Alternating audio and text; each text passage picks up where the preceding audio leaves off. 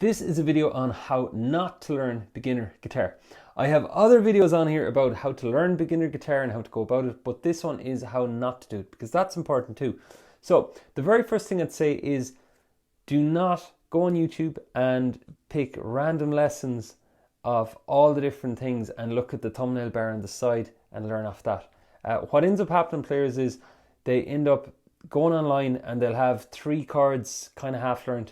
Then they'll have a bit of a riff, probably Seven Nation Army, and then they'll have 2 rhythm patterns kind of learned, but it won't be steady with the metronome. And a month passes by and they look back and they have all these mini skills built and no step-by-step method, and they're kind of lost. And then they get bored going back to the beginner course again because they can kind of play Seven Nation Army, so a beginner course is kind of boring.